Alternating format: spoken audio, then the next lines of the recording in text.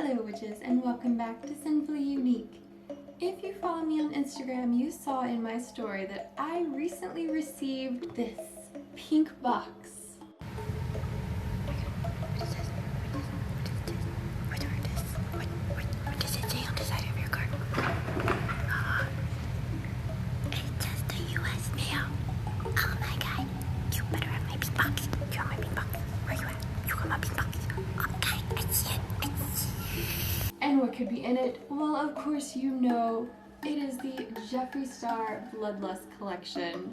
I got the palette, the mini lip bundle, and the Extreme Frost. I wanted to film this video to tell you guys a little bit about the products, how I received them, the way they were shipped and packaged, my first thoughts and impressions, and of course do some swatches of each of the items. And for the palette, I wanted to do finger swatches and swatches with a brush, because as we know, how it swatches with a finger and then how they apply with a brush are not always the same thing. First, I wanted to talk to you about the products and how I received them and the way they were shipped. When I first opened the box, I noticed that the palette container had looked like it was opened, like it was maybe never sealed. I don't know if it was popped open during shipping or if maybe it was just never, the tabs were never inserted into the box, but it looked like it had been opened. And then when I opened the carton itself, I noticed that the bumper that he had placed inside to help protect the palette was very damaged. All the corners looked like they had been torn apart. It was separated and falling apart when I went to open it. I was actually very concerned for the interior and the palette itself. I was worried that the colors were going to be shattered. When I opened it, however, I was very surprised to see that everything was intact. There was only just a little bit of fallout that kind of knocked itself loose, as you see here on the film cover. I know he had included the bumper to help cushion the palette during shipping, but I feel like maybe this allowed for a little bit more movement than had he just packaged it in a regular close unicarton sealed in bubble wrap. When I saw the product online, I did not know that the interior of the palette was a fabric material, which does look nice, but I also noticed with the bits and chunks that came out during shipping, once powder gets on there, it kind of just lives there. It doesn't really want to come off. I did try to brush this off, but as you see, it is still there. I know a lot of people had mentioned online that they thought the palette looked very pink, that there weren't very many purples, and Jeffree had mentioned that just the lighting, it's a lot more purple in person.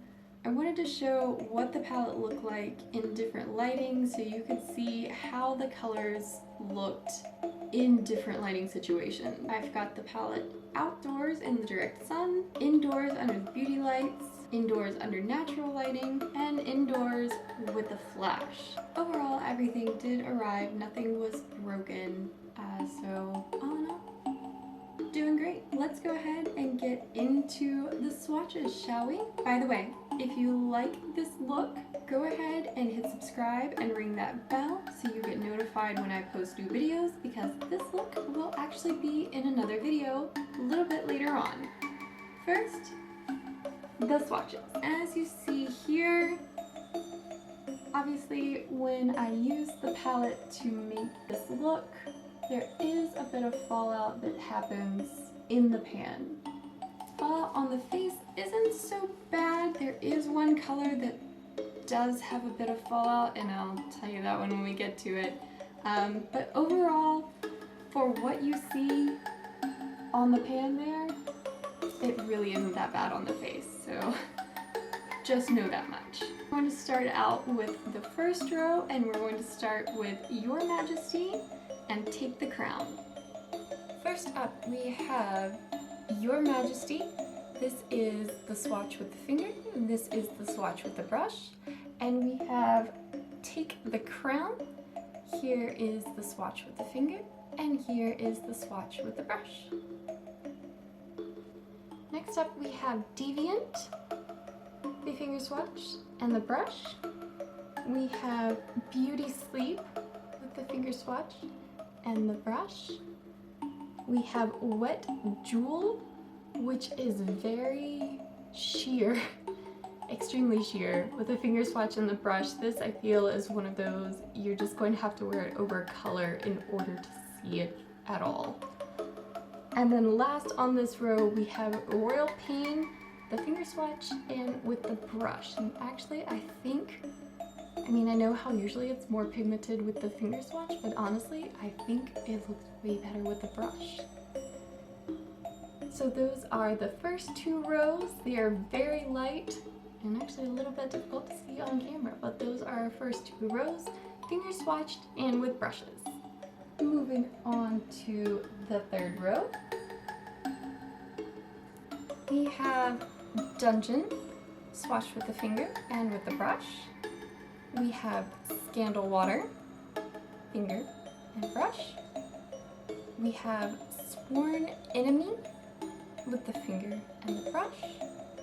We have Pink Magic, swatched with the finger and the brush. We have Bleeding Heart with the finger and with the brush, and as you see, it is a lot more pigmented with the finger than it is with the brush. That was a fairly densely packed brush, so it is a little bit more difficult to get a good payoff, but then again, it's a red. That's just the way reds are. And then we have Executioner with the finger and with the brush. And as you see, Executioner is the one that I had the most difficulty with Fallout when I was creating this look earlier. That was the one that's where I saw the fallout, honestly. I also did have a little bit of difficulty trying to get the glitter payoff to show up. If you look at it in the pan, there's a lot of glitter, and a finger swatch, there's a lot of glitter. If you use a brush, not a lot of glitter. And lastly, we've got our final two rows. Okay, so in our final two rows, we've got High King with the finger swatch and the brush. We have Vivid Mood with the finger swatch and the brush. We have Monarchy, finger and brush. We have Blood Queen with the finger and with the brush. We have Vile Serpent, finger and with the brush. And lastly, we have Betrayal with the finger and with the brush.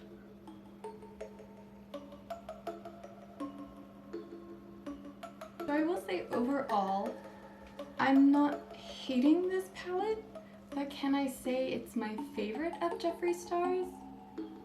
No, I don't think I can. Honestly, the first three rows, it feels like the formula is not his own.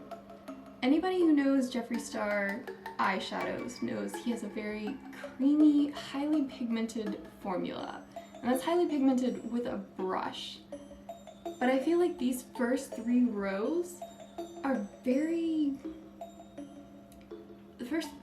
not as creamy. They do feel kind of chalky. And I hate to say that because I love Jeffree Star Cosmetics. Most everything that I use is his. So I hate to say it, but the first three rows feel very chalky. This Bleeding Heart here, I mean, that's swatched very splotchy. And everything just kind of feels straight up chalky. And as you see in the pan here, there's a lot of fallout. Again, not as much fallout on the face, but I don't know that I have any other palettes of his where I noticed this much kick up. The bottom two rows felt very smooth, very creamy. Those feel like Jeffree Star formulas. I know some of these palettes up here, some of the eyeshadows up here are a newer formula that he had just developed. Maybe it's just not quite there yet. I don't know. Overall, do I hate it? No, but it's just not as easy to work with as a lot of his other palettes have been. I'll still use it, I'll still reach for it. It's just, I can't say it's gonna be my favorite.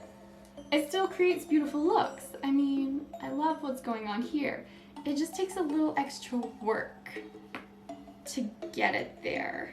This started out very patchy. It took a little bit of extra time to kind of blend it out. So still beautiful, still overall good. This is a little bit more expensive than his other palettes. This is $54, where the other palettes are $52. I'm sure that has everything to do with the fact that it's velvet covered and it's a little bit more of a premium packaging. Do you need it in your life? No. Should you get it if you're a Jeffree Star fan? Yes, get it. If you can, get it. But is it a palette that you need in your life? No, you don't. I feel like you could probably do most of these if you have other Jeffree Star palettes, if you've got the Jawbreaker, if you've got Alien, Blue Blood, Blood Sugar, you could probably create most any look with those palettes that you could with this. But that's just my opinion. So, with that said, let's move on to the lip bundle. And here we have the Jeffree Star Bloodlust lip bundle, the Queen Bee lip bundle. And let's go ahead and pop her open. And we have Royal Armor, I'm Vulgar, I'm Royalty, Scorpio, Virginity, Blow Pony, Clout, and Berries on Ice. Let's see how they swatch. Okay, here we have them swatched. First we have Royal Armor. Next up we have I'm Vulgar, I'm Royalty, Scorpio, Virginity, Blow Pony, Clout, and Berries on Ice. Overall, I love the colors. Scorpio is actually one of my favorite lipsticks of Jeffree. I actually use that one probably the most often. The Berries on Ice color, this last one here on the end, that's actually really pretty. The one that I was kind of the most surprised about was actually, it's one of the two new ones. So these are the two new ones here, Royal Armor and I'm Vulgar. These are the two that you can only get in this bundle. And this bundle is $52. So these are the two that you can only get in this bundle.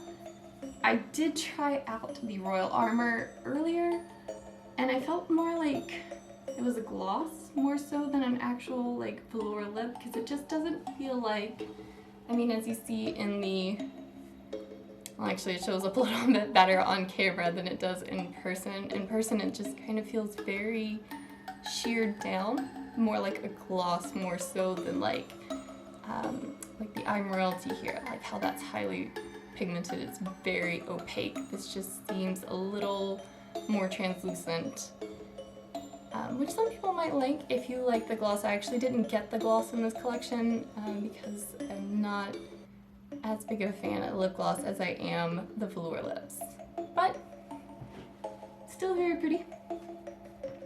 So that is the Queen Bee Jeffree Star Mini Lip Bundle. And the final product I got in this collection is the Extreme Frost, and it comes in this pretty vegan leather case. I'm actually very excited. I have not gotten any of his Extreme Frost. This was my first Extreme Frost from Jeffree Star.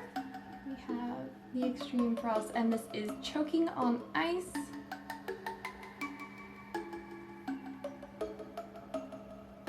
And this retails for $50. Okay guys, so excuse my skin, it's been through it here with all these swatches and the makeup removers, but here we have the Extreme Frost Choking on Ice. Here I swatched it with my finger. You can see how it is very densely packed on there. And then I swatched it with a Jeffree Star brush. You can see it is a little bit lighter, not quite as bam in your face. But that is Choking on Ice. Alright, so that is my Jeffree Star Bloodlust collection. The palette, the lip bundle, and the highlighter. I also got the Jeffree Star Bloodlust mirror. This one retails for $30.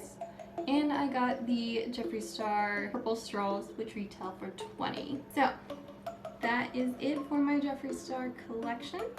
What do you guys think? Like I said, overall, I still am very much a fan of Jeffree Star. I still love his products, will still continue to buy them and use them. But is this palette everything I need and more in my life? Probably not. But it's still gorgeous and it'll still look beautiful sitting on one of my shelves. Sideways, because you can't sit him down flat with this guy down here. But that's okay. We'll love her anyways. She'll be one of the family. Alright guys, so that's gonna be it for this video. I hope you enjoyed that honest review of the Jeffree Star Bloodlust collection. If you did, go ahead, give me a thumbs up. Let me know you liked it. And while you're there, hit subscribe and ring that bell so you get notified every time I post a new video. That's gonna be it for this one, guys. I'll see you in the next one.